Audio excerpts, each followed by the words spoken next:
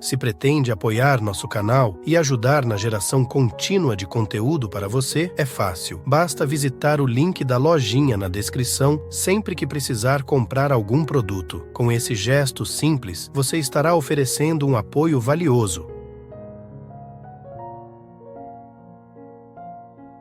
Chego no restaurante, no hotel, vamos ter pouco tempo para descansar e já ir dar continuidade na viagem.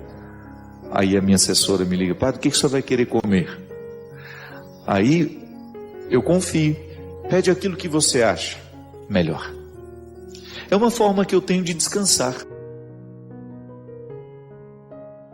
É uma forma que eu tenho de dar ao outro a possibilidade de estabelecer comigo, de crescer comigo ainda mais nessa confiança. É um exemplo bobo, minha gente. Mas a oração não é outra coisa senão dar a Deus o direito de escolher o cardápio. Dar a Deus o direito de escolher o alimento que nós precisamos ingerir. É por isso que quanto mais a gente se afasta de Deus, maior é a nossa incapacidade de perceber as regras do bom senso. Aí nós vamos ficando aquelas pessoas insuportáveis. Por quê? Nem mesmo os atributos humanos que deveriam facilitar a nossa vida social estão prevalecendo em nós. Nesse tempo onde tantas agressões gratuitas, as redes sociais, onde as pessoas estão tão emburrecidas por causa dos seus posicionamentos políticos, por causa das suas opiniões, a gente agride o outro com tanta facilidade, a gente deprecia o outro com tanta facilidade. Nós, porque somos cristãos, não devemos engrossar esse time, não. Já tem gente demais falando mal, já tem gente demais, colocando os ódios para fora. É impressionante como nós queremos combater a crueldade com crueldades ainda piores. Sabe por quê? Porque na tentativa de consertar a crueldade, nós somos ainda mais cruéis. Aí a gente descobre que nós estamos no oposto do que Jesus nos ensina. Você não pode tentar curar uma crueldade com outra crueldade. E o mundo vai ficando cada vez mais doente.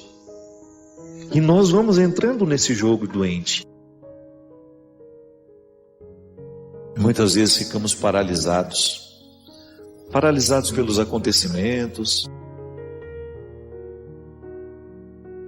Às vezes nos acontece uma coisa ruim e a gente fica ali meses parados naquilo que foi ruim.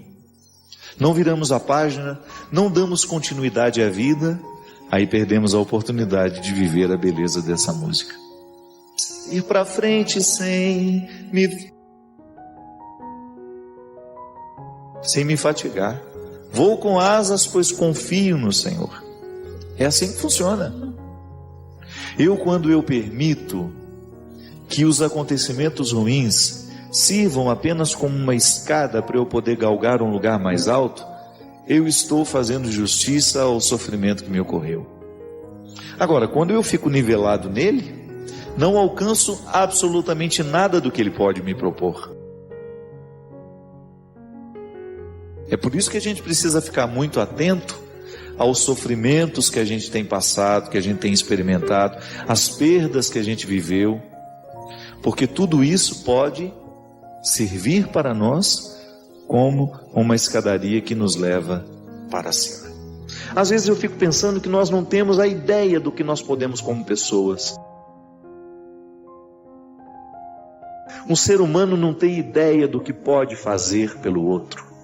Ainda mais se estiver visitado pelos princípios cristãos, que nos ensinam o tempo todo a jogar a nossa alma para fora.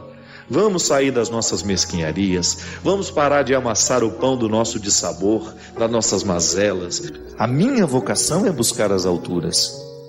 A sua vocação é buscar as alturas, mas nós jamais conseguiremos alcançar essas alturas se a gente ficar preso a tudo isso que é mesquinho em nós.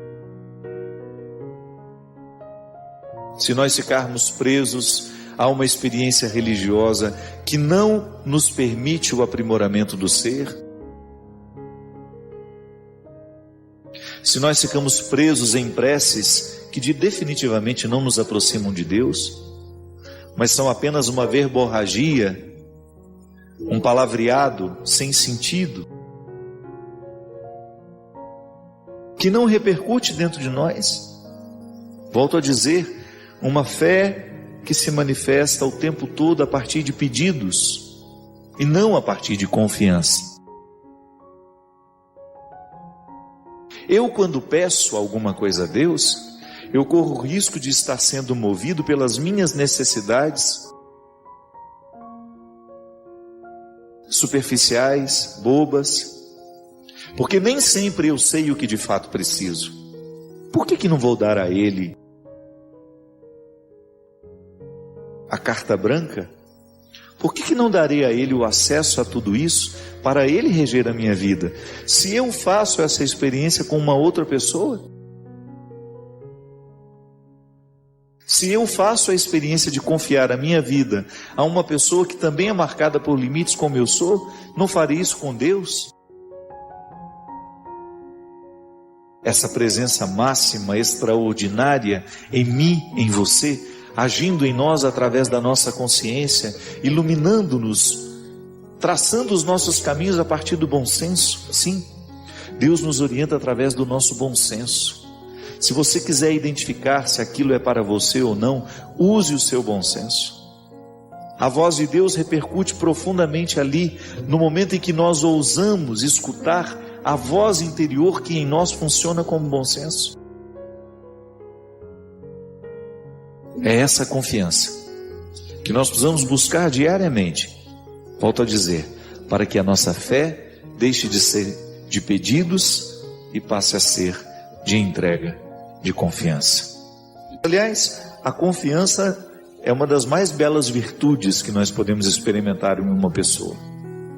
Você sabe muito bem disso, a vida nos ensina que nada pode nos enriquecer mais do que a gente ter pessoas em quem a gente confia. Pessoas com as quais a gente conta. Tão raro nos dias de hoje, né? As pessoas se descartam tão facilmente. As pessoas fingem amor, fingem fidelidade. E de repente, quando a gente se descobre fazendo uma experiência positiva de confiança com alguém, é como se um conforto existencial pudesse trazer um sentido muito pleno à nossa vida. Quando eu tenho a oportunidade de passar pela vida de uma pessoa e fazer o bem, é Deus que está passando na vida daquela pessoa através de mim. Quando você tem a oportunidade de oferecer o seu conhecimento para facilitar a vida do outro, é tão bonito quando nós encontramos o profissional que faz questão de ensinar ao outro aquilo que sabe. Quando você vai ser atendido por um médico e o médico faz questão de olhar no seu olho e de explicar o que você tem, como será o tratamento, por que talvez você tenha tido aquilo. Quando ele coloca o conhecimento dele para ajudar a aliviar a dor, a sua ansiedade, a sua angústia. Eu posso ir muito além de onde estou. Isso é uma verdade. Eu ainda não alcancei tudo o que posso alcançar, como padre, como homem que sou. Você ainda não alcançou aquilo que você pode alcançar como pessoa. Tantas virtudes à nossa espera, tantas coisas bonitas podendo serem vividas, e a gente não vive porque a gente não chega lá. Às vezes nós somos cruéis assim dentro da nossa casa. Nós queremos combater uma crueldade com uma outra crueldade ainda maior. E justificados. Nós nos justificamos porque somos cruéis. E perdemos a oportunidade de sermos essa mão de Deus na vida do outro. Tanta gente sofrendo hoje, minha gente. Tanta gente nas UTIs, tanta gente nos hospitais, abandonados, sozinhas, tanta gente na prisão. E o mundo cada vez mais cruel. Porque falta essa consciência do que nós podemos. Quem são os nossos inimigos hoje? Eu gosto de pensar que o pior inimigo que eu tenho sou eu mesmo. Quando eu, consciente ou inconscientemente, fico colocando obstáculos ao meu crescimento, por exemplo. Quando eu deixo prevalecer o meu ciúme, a minha vaidade, e eu perco a oportunidade de alcançar algumas dimensões do ser, que só podem ser alcançadas se eu não estiver sob o domínio do meu ciúme, se eu não estiver sob o domínio da minha vaidade. Então, a minha oração de confiança, ela será sempre uma abertura de coração que me colocará diante de Deus assim: Senhor, Tu sabes o que é melhor para mim.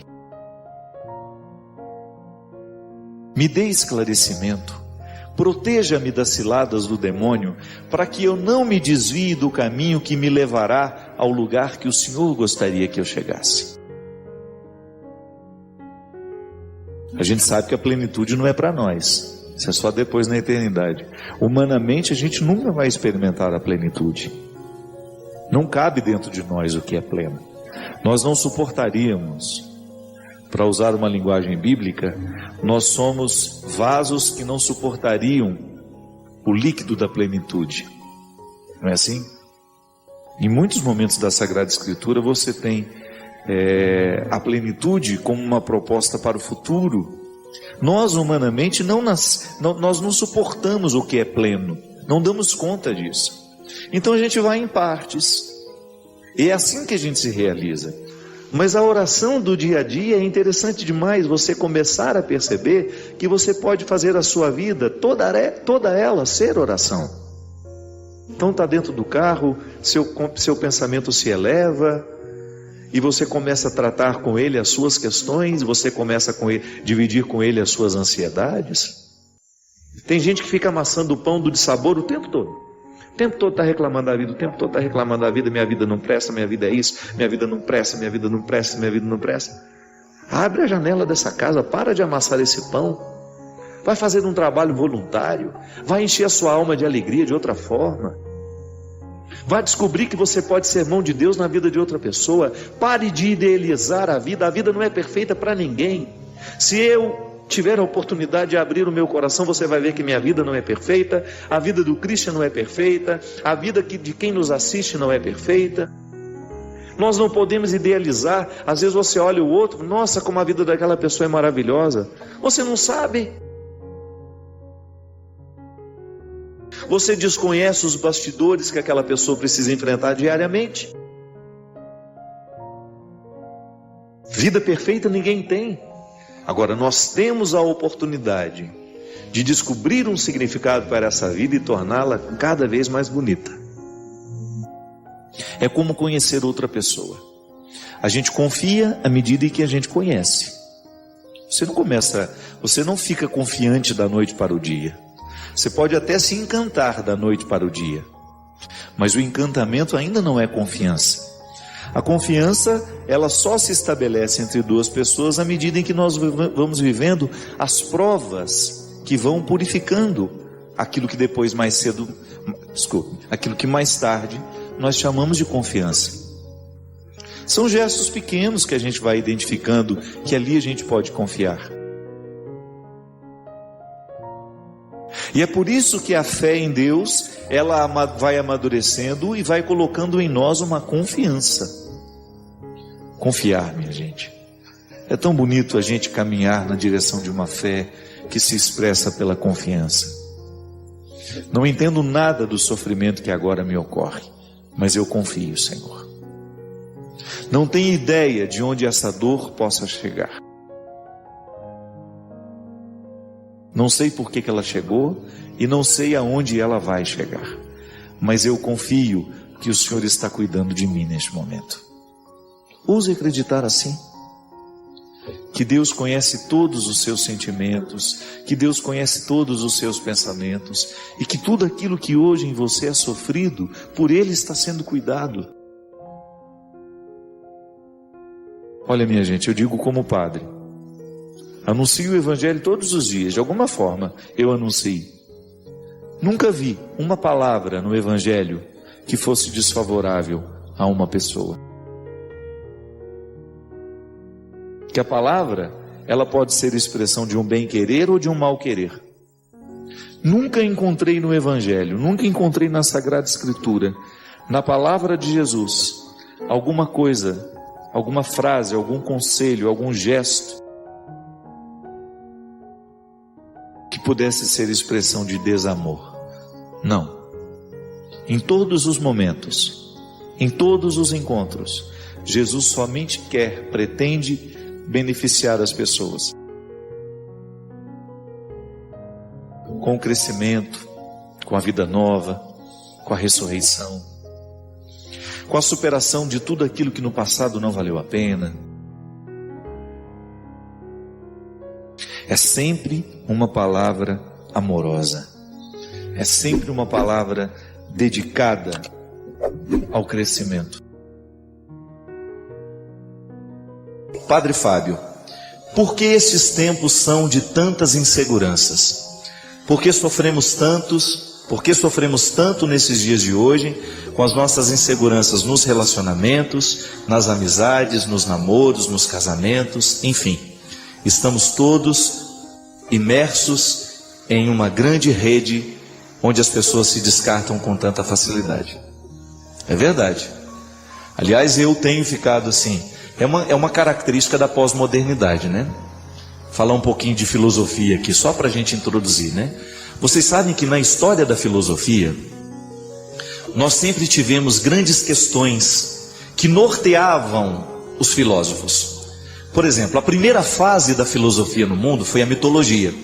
Então todo mundo queria explicar a origem do universo. Então muita criação mítica, a filosofia nasceu da mitologia. Logo depois nós temos aquela fase em que os filósofos se ocupavam das questões físicas, porque eles queriam dar uma explicação da origem do universo. Igual estão hoje querendo, né, simular o Big Bang para poder descobrir a origem do universo. Então os filósofos, eles se ocupavam, por exemplo, tudo nasceu da água, tudo nasceu da terra, tudo nasceu do fogo. A questão era física. E toda a filosofia daquela época girava em torno de um mesmo objetivo. Depois vinha a Idade Média. O sagrado toma conta da reflexão. Tudo o que se reflete é em torno de Deus. Tudo o que se reflete é em torno do sagrado. A filosofia fica o tempo todo girando em torno das questões religiosas. Pois na Idade Moderna é a razão. A grande questão que motivou a filosofia na Idade Moderna foi a razão, a intelectualidade, o conhecimento. Gente, uma das características da pós-modernidade, que é justamente o tempo depois da modernidade, é justamente não ter um fator em comum para a reflexão filosófica. Em outros tempos era como se nós tivéssemos uma mesa redonda, onde todo mundo senta para conversar. Então a mesa é essa aqui, ó. Na Idade Média o assunto era o sagrado. Nós nos sentávamos em torno dessa mesa e a gente conversava sobre isso. Não tinha outro assunto. Na Idade Moderna a gente discutia as questões da intelectualidade, da razão. A pós-modernidade não tem isso. Nós não temos um ponto em comum. Está tudo muito disperso. Tanto é que tem uma expressão de Marx, um dos grandes, filósofos dos nossos tempos, contemporâneo praticamente, que era justamente, ele tinha uma frase assim: tudo o que é sólido desmancha no ar. Sabe o que ele queria dizer com isso? Na verdade, Marx está fazendo uma grande crítica da modernidade, da pós-modernidade, poderíamos dizer assim. Não há nada que sustenta mais. As pessoas já não têm mais as seguranças de antes. Antes você se casava na certeza de que você ia morrer ao lado dessa pessoa. Estou errado? Não estou. Pega pessoas que viveram há 60 anos atrás. A mentalidade dessas pessoas, qual era a cabeça delas? As coisas são mais definitivas.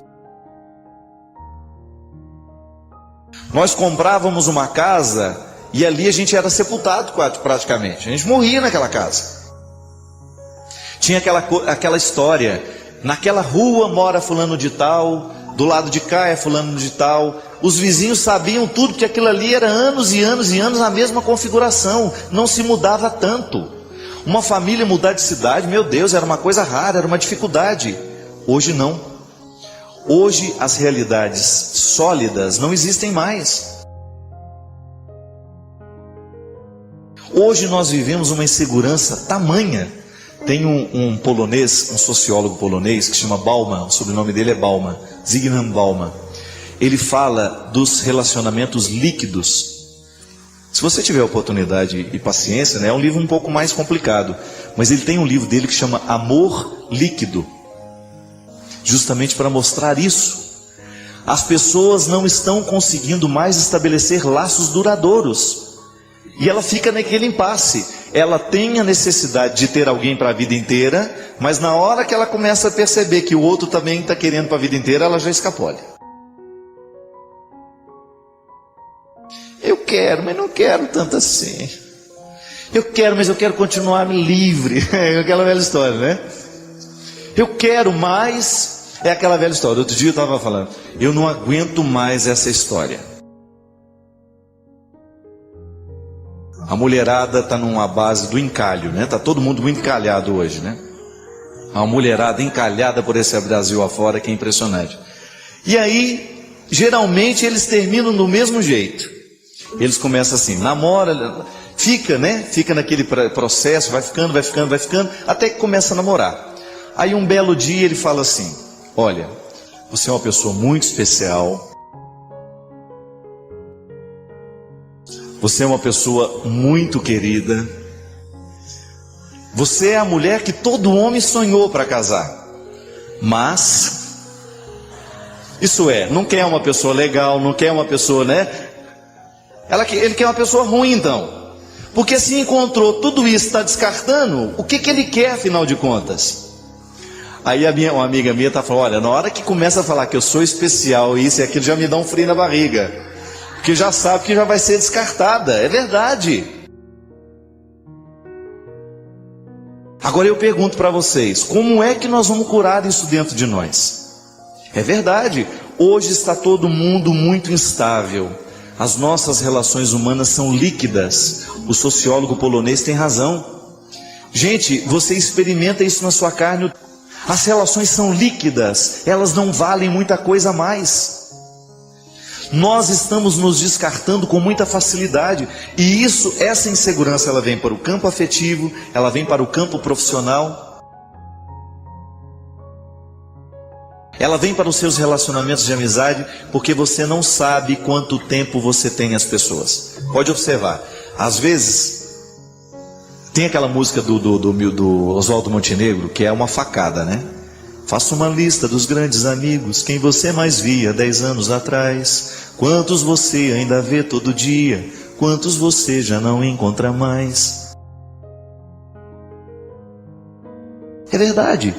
Pensa, quais são os amigos de 10 anos atrás que ainda são de hoje? São poucos. Não estou sendo pessimista não, estou sendo realista. Cada vez mais nós estamos tendo dificuldade de estabelecer relacionamentos profundos. Ah, estou indo viajar com uma amiga. Que amiga? Ah, conheci na internet. Mas vocês já se viram com uma amiga? Não, a gente vai se conhecer agora. Então veja bem, as facilidades. Outro dia teve uma que casou, gente. Ela casou com um rapaz em Portugal. Estava indo fazer a lua de mel, mas ia encontrar com ele lá. Não tinha visto nunca. Lá no interior de Minas Gerais, uma pessoa que eu conheci. Ela se casou, fez tudo, namorou, casou e foi passar já a lua de mel. Ela ia encontrar o namorado na lua de mel, que o casamento, a papelada já estava toda feita antes dela ir. Agora eu pergunto para você, isso gera um mundo virtual. Nós estamos cada vez mais virtual. É aquilo que a gente falou, a gente não escreve mais carta, a gente manda e-mail. O que é um e-mail? Onde que ele está? É igual aquele diabo daquele negócio do computador, né?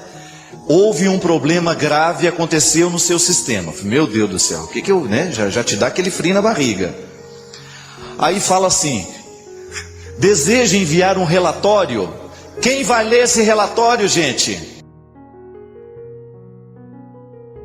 Alguém já mandou? Já recebeu uma resposta do relatório? É tudo virtual. Você recebe aquilo, houve um erro grave, você deseja enviar um relatório? Que coisa mais descompromissada, sei lá quem vai ler essa relação. É mentira, é tudo uma... O mundo virtual, ele é cheio de possibilidades, mas ao mesmo tempo, ele é vazio. Você tem a sensação de que você tem muitas possibilidades, mas no fundo você está sozinho. Fica ali, o tal do MSN, se a gente abusar, a gente passa a noite inteira conversando, batendo papo, vai bater. Eu, graças a Deus, já não ligo mais, porque aquilo tira o tempo da gente. Ainda mais quando você tem um amigo alegrinho, né? Aqueles que mandam com uma interrogação e ela fica pulando na sua tela, manda uma exclamação, 300 exclamações, ela fica dançando, ela anda para lá, ela anda para cá. Se você estiver trabalhando, a interrogação ela anda, ela vai, ela balança, ela fica fazendo assim, você não trabalha, né? Os bichinhos e os emotions, aquilo não dá conta. A vida é virtual. Agora eu te pergunto, o quanto que disso tudo consegue nos acompanhar? Eu não consigo entender. Amizade virtual, não sei. Pode haver contatos, mas dizer que é amigo, não. Amizade é só depois que a gente comeu um saco de sal junto. Porque senão é líquido, isso não é sustento. É somente depois que a gente se conheceu, que a gente se encontrou.